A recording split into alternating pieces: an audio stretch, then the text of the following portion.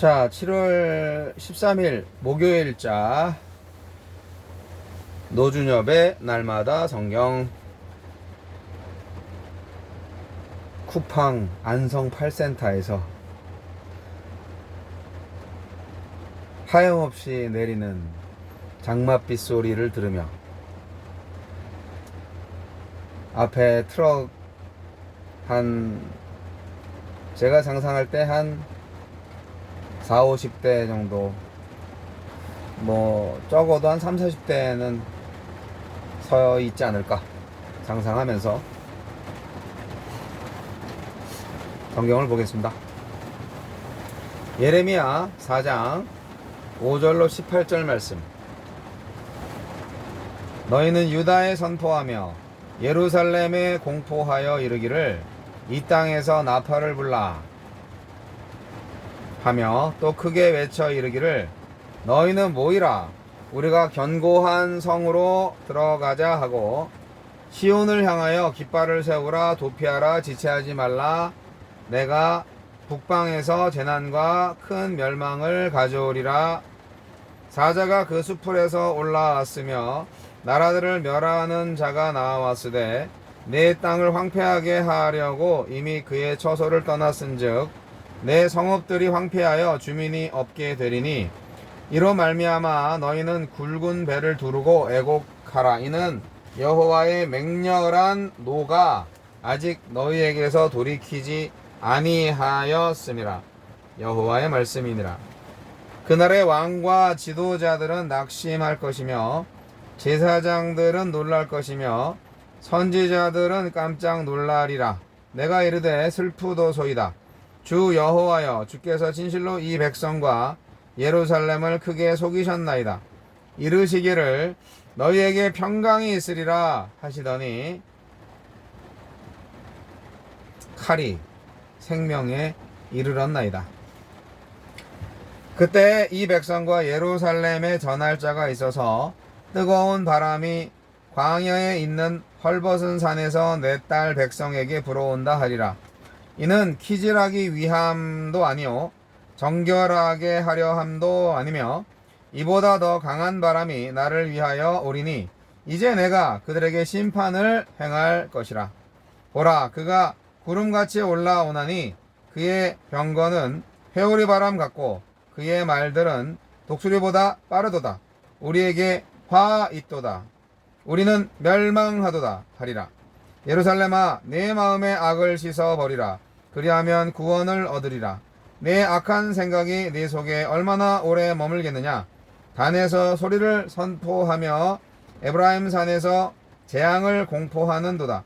너희는 여러 나라에 전하며 또 예루살렘에 알리기를 애워싸고 치는 자들이 먼 땅에서부터 와서 유다 성읍들을 향하여 소리를 지른다 하라. 그들이 밭을 지키는 자 같이 예루살렘을 애워싸나니 이는 그가 나를 거역했기 때문이니라. 여호와의 말씀이니라. 내 길과 행위가 이 일들을 부르게 하였나니 이는 내가 악함이라. 그 고통이 내 마음에까지 미치느니라. 아멘. 북방에서 다가오는 큰 멸망. 하나님은 긴박한 전쟁 상황을 묘사하며 북방의 강력한 정복자가 유다를 초토화할 것을 예고하십니다. 이 말씀에 담긴 하나님의 진심은 유다가 회개하여 구원을 얻는 것입니다. 하나님은 어떤 분입니까? 5절로 8절, 11절로 16절. 하나님은 우리를 구원하기를 원하십니다. 비록 예레미야를 통해 유다의 임박한 재앙, 곧 사자처럼 사나운 정복 군주와 광야에서 불어오는 열풍처럼 강력한 군대가 예루살렘을 초토화할 것을 선언하셨지만 하나님의 본심은 유다 백성이 마음의 악을 씻어버리고 구원을 얻는 것이었습니다.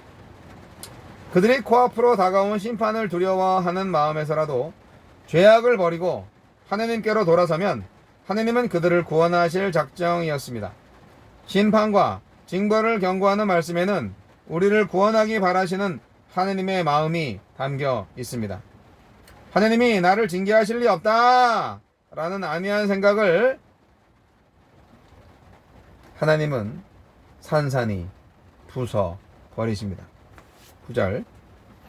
왕과 지도자들, 제사장들과 선지자들은 유다를 향한 하나님의 진노를 알리고 예루살렘의 멸망을 경고하는 예레미야의 말을 듣지 않았습니다.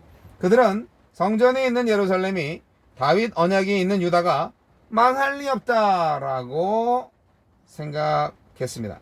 하지만 그 성전과 다윗 언약도 불순종하는 백성에게는 평화를 보장하지 못합니다. 불순종에는 하나님의 심판이 여지없이 임하고 안이한 낙관주의에 사로잡힌 사람들은 끔찍한 재앙에 몸서리칠 것입니다. 늦기 전에 어서 자성하고 잘못을 돌이켜야 합니다. 10절. 예레미야가 회개를 촉구하며 하나님의 심판을 경고할 때 다수의 선지자들은 죄를 눈감아주며 병강하다 6장 14절에 예언을 했습니다. 상당 기간 동안 예레미야의 예언과 달리 평화가 지속되었습니다. 그래서 대부분의 백성들은 그 거짓 선지자들의 평화 예언을 참으로 받아들였습니다. 예레미야는 자신이 전한 예언이 실현되기까지 시간이 걸린다라고 했는데 이 시간을 하나님의 속임이라고 표현했습니다. 여러분, 지금도 참 메시지와 거짓 메시지가 혼재하는 하나님의 속임 시간입니다. 여전히 듣는 사람들한테는 분별력이 필요합니다. 오늘날 이 시대에 말이죠. 우리에게 주시는 교훈은 무엇입니까? 17절 18절. 하나님의 나라가 후퇴하는 원인은 하나님한테 있는 게 아니라 그 백성들한테 있습니다. 그들이 하나님을 거역하고 불순종의 길로 갔기 때문입니다. 그들의 악함이 가슴 아픈 결과를 초래했습니다. 회복의 길은 모든 욕심을 내려놓고 죄를 회개하며 하나님의 말씀에 죽기까지 순종하는 데 있습니다. 주여, 교만과 욕심이 빚은 악함을 모두 버리고 온전한 순종의 길로 걸어가게 하소서. 예레미야서를 읽을 때마다 참 하나님이 얼마나 지독하신지 알 수가 있습니다. 뭐가 지독하냐? 기다리고 또 기다리고 또 기다리고 또 기다리는 하나님이시라는 거죠. 예레미야 선지자가 얼마나 많은 시간 동안 눈물을 흘리면서 눈물을 흘려 강으로 만들면서 이 하느님의 백성들의 회개를 촉구했는가. 이제 유다가 망할 거예요. 남유다가 이제 망할 거예요.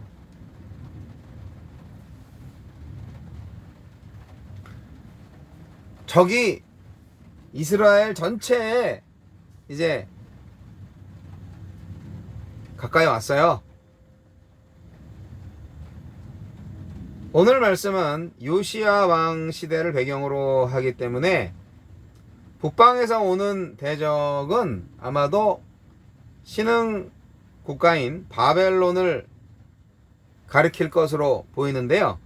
바벨론은 BC 612년에 아수르의 니느웨를 함락하고 갈그미스 전투에서 아수르와 애굽의 연합군을 격파했습니다. 그리고 이후에 남유다를 지나서 애굽으로 진격할 것이거든요. 그런 순간, 그런 상황 속에서, 그런 정황 속에서 예레미야가 지금 예언을 하는 겁니다.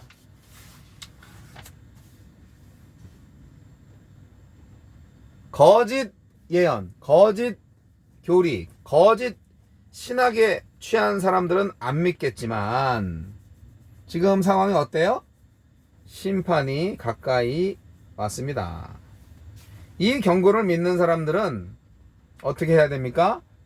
여호와의 성으로, 여호와를 견고한 성으로 삼아서 그분께 피해야 합니다.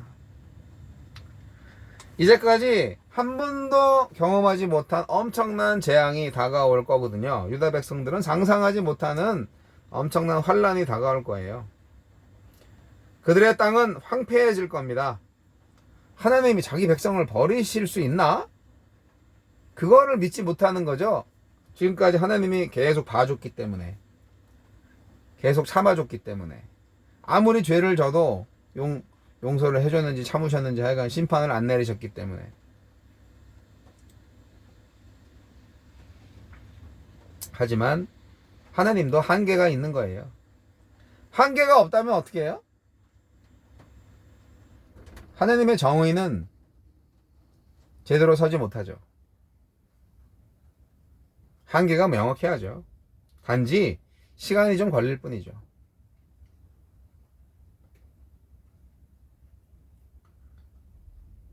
하나님의 분노, 이제 일촉즉발의 상황입니다.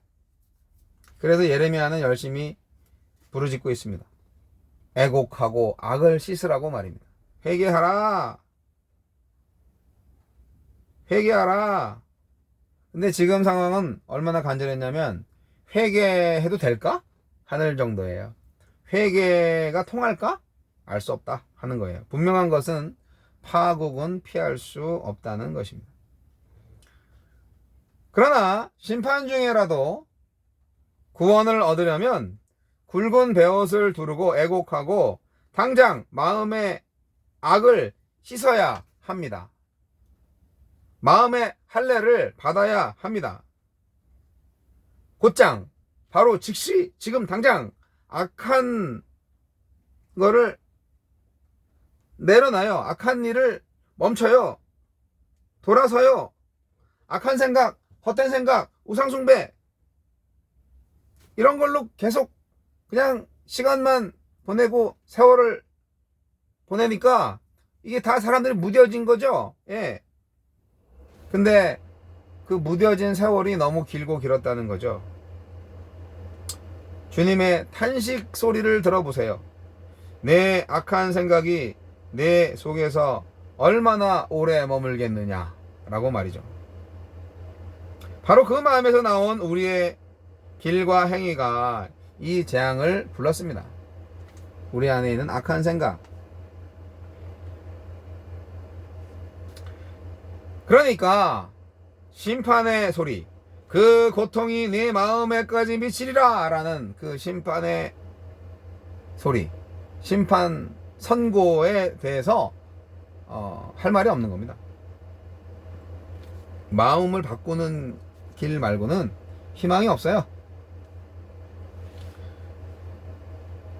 선지자는 슬프도소이다 라고 탄식합니다. 과연 눈물의 선지자죠. 그 슬픔의 원인이 뭡니까? 놀랍게도 하나님께서 이 백성과 예루살렘을 크게 속이셨기 때문이라고 합니다. 그러니까 그냥 빨리 당장 심판을 빨리 내려주셨어야 되는데 하나님이 확실하게 심판하시려고 시간을 좀 끄셨다는 거예요. 그래서 거짓 선지자들이 참말을 하는 걸로 사람들이 믿게끔 하나님이 속이셨다는 거예요. 그래서 진짜로 망하는구나 라고 탄식하며 예레미야가 얘기한 거죠. 하나님이 크게 속이셨다고. 하나님을 속인 것은 이스라엘이 아니었나요? 근데 그렇잖아요. 순종하겠다고 해놓고 불순종했잖아요. 얼마나 그 가식적인 예배를 드렸겠어요.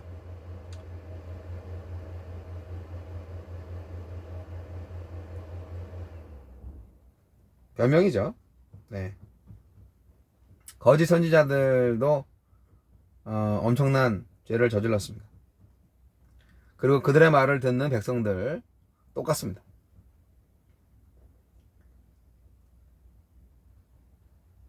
심판을 경고하는 말에는 귀를 기울이지 않고 걱정하지 마, 걱정하지 마 하면서 죄악을 눈감아주는 일들을 한 백성들. 그게 오늘날 우리들의 교회의 모습입니다. 괜찮아, 괜찮아. 하느님이 용서해 주실 거야. 그런 식으로. 속지 마세요.